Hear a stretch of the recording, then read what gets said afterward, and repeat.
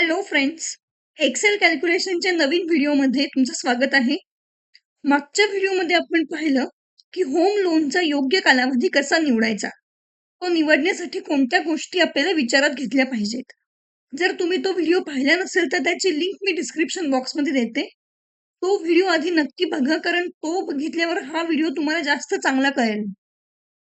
तर आता आपण एक्सेल शीटमध्ये मागच्याच व्हिडिओचं एक्झाम्पल कंटिन्यू करूया.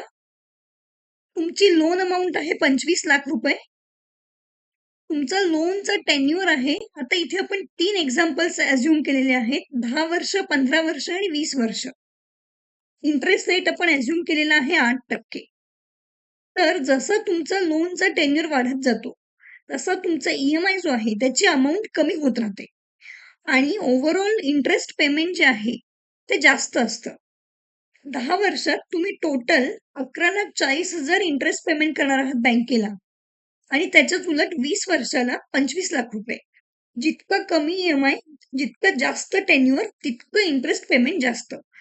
तर आता कालावधी निवडताना आपण मागच्या व्हिडिओमध्ये पाहिलं की फक्त इंटरेस्ट पेमेंट किंवा EMI ची अमाउंट लक्षात न घेता 2 महत्वाचे रेशो आपल्याला बघायचे आहे.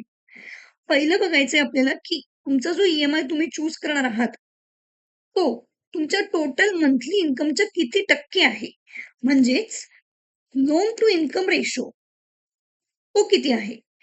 आणि दुसरा पॅरामीटर आपल्याला लक्षात घ्यायचा आहे की तुमची एक्झिस्टिंग इन्व्हेस्टमेंट जी आहे ती तुमच्या इन्कमच्या किती टक्के आहे.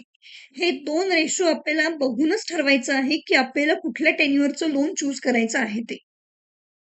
तर आता हा जो EMI टू इन्कम रेशो आहे, हा आपल्याला कसा कॅल्क्युलेट करायचा आहे ते आपण बघूया. पण आता इन्कम अझ्युम करूया 1,00,000 रुपये. तुमचं मंथली नेट इन्कम आहे 1,00,000 रुपये. तर इथे आपण पर्सेंटेजेस बघू शकतो. 0 ते 25% जर तुमचा EMI असेल तर कम्फर्टेबल सिच्युएशन मध्ये तुम्ही आहात. 25 ते 40% म्हणजे कॉशियस, म्हणजे तुम्हाला काळजी घ्यायला पाहिजे की याच्यावरती तुमचं EMI जायला नको. 40 ते 50 म्हणजे स्ट्रेसफुल सिच्युएशन असू शकते आणि अबाउट 50% म्हणजे तर ही खूपच अवघड गोष्ट आहे की तुमच्या इन्कमच्या 50% पेक्षा जास्त तुमचे EMI आहेत ते. आता हे आपण कसं कॅल्क्युलेट करणार आहोत. फॉर एक्झाम्पल तुमचं इन्कम 1,00,000 रुपये आपण अझ्युम केले आणि 20,000 रुपये तुमचा EMI आहे. तर पण 20% रेशो आलाय आपला. हा कसा आलाय, 20,000 भागिले 1,00,000 रुपये. लोन टू इन्कम, लोन भागिले इन्कम म्हणजे 20,000 भागिले 1,00,000 रुपये. हे आलंय 20%. म्हणजे जर तुमचा EMI म्हणजे एक लोन असू दे, 2 लोन असू दे, सगळे मिळून EMI जर तुमचे 25,000 पर्यंत असतील 1,00,000च्या इन्कमसाठी, तर तुमची जी सिच्युएशन आहे ती कम्फर्टेबल आहे.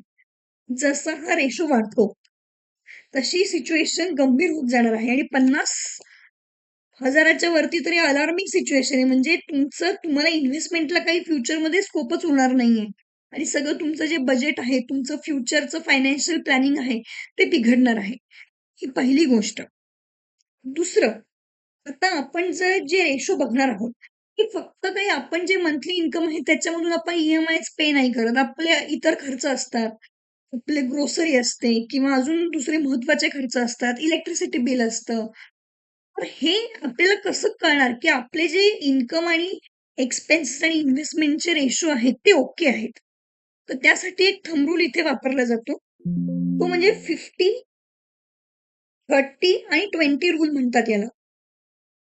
कुठला रूल म्हणतात, 50, 30 आणि 20 रूल. याचाच अर्थ इन्कम आपण अझ्युम केलेलं आहे 1,00,000 रुपये. तर जे 50% रक्कम जी आहे ती तुमच्या नेसेसिटीज मध्ये तुम्ही स्पेंड करू शकता. नेसेसिटीज म्हणजे काय, त्याच्यात काय काय गोष्टी येतात. ग्रोसरी येते, तुमचा EMI येतो, इन्शुरन्स प्रीमियम येते. इथे मी काही एक्झाम्पल्स दिले, दूध, किराणा, भाजीपाला, आपले जे रोजच्या गरजा असतात, मेडिकल एक्सपेन्सेस, हे सगळे नेसेसिटीज मध्ये येतात. हे तुमचे मॅक्झिमम 50% हवे. दुसरं जे 30% ते म्हणजे आपले थोडं लाईफस्टाईलवर आपण स्पेंड करतो, शॉपिंग करतो, रेस्टॉरंट्समध्ये जेवायला जातो, मूव्ही बघतो किंवा इतर दिवाळीचा एक्स्ट्रा खर्च, काही दुसरे कुठले तुमचे एक्सपेन्सेस असतील ते 30% तुम्ही मॅक्झिमम तुमचे केले पाहिजेत. आणि इन्व्हेस्टमेंट आता जे उरलेले 20% आहेत, हे तुमचे कंपल्सरी मिनिमम आता हा जो रेशो आहे ना इन्व्हेस्टमेंटचा हा मिनिमम आहे. मिनिमम तुम्हाला 20% हे सेव्ह केलेच पाहिजे तुमच्या नेट मंथली इन्कमच्या. आणि बाकीचे जे एक्सपेन्सेस आहेत 50 आणि 30 ते मात्र मॅक्सिमम आहेत. म्हणजे तुमचं नेसेसिटी 40% असेल तर चांगलंच आहे गोष्ट किंवा 20% तुमचं लाईफस्टाईलवर स्पेंड होत आहेत ती चांगलीच गोष्ट आहे. मग तुम्ही इथे काय करू शकताय, तुमचे इन्व्हेस्टमेंट्स या तुम्ही वाढवण्याचं तुमच्याकडे स्कोप आहे. ओके, म्हणजे 40% तुम्ही सेव्ह करू शकताय. टोटल झाली आपली 100. हा जो मिनिमम इन्व्हेस्टमेंटचा रेशो आहे, हा जितका तुमचा जास्त तितकं चांगलंच आहे. पण मिनिमम 20% असलाच पाहिजे. आता हे जे आपण मागची शीट बघितली ई-एम-आयची, हा जो पर्सेंट आहे ना 20,000 किंवा हे जे कुठले पर्सेंट आहेत, हे आपल्या नेसेसिटीजमध्ये येणार आहेत. याचाच अर्थ तुमचं जे ई-एम-आय आहे ते तुम्हाला या पहिल्या ब्रॅकेटमध्ये बसवायचं आहे. म्हणजे ई-एम-आय पकडून तुमचा जो monthly grocery, insurance, medical, school fees मुलांच्या ह्या सगळ्या 50% मध्ये आपल्याला बसवायच्या आहेत. म्हणून मॅक्सिमम 20-30% वरती तुम्ही असं म्हणजे प्लॅनिंग करा की तुमचा ई-एम-आय हा 20-30% वरती नको जायला. म्हणजेच काय होईल की तुमचे बाकीच्या एक्सपेन्सेसला तुम्हाला स्कोप राहील आणि तुमची इन्व्हेस्टमेंट हलणार नाही. मिनिमम 20-30% तुम्ही सेव्ह करू शकाल. जर तुमचं इथला रेशो जितका जास्त ना, इथे 40%, 50% तर काय होणार आहे? इथे काही उरणारच नाही इन्व्हेस्टमेंटला कारण सगळं वरतीच निघून जाणार आहे. तर हा होता आपला आजचा व्हिडिओ. म्हणून हे रेशोज तुम्ही नीट केअरफुली बघा की हे 20% आहे का तुमचं? किंवा हे किती पर्सेंट आहे? 50% आहे का?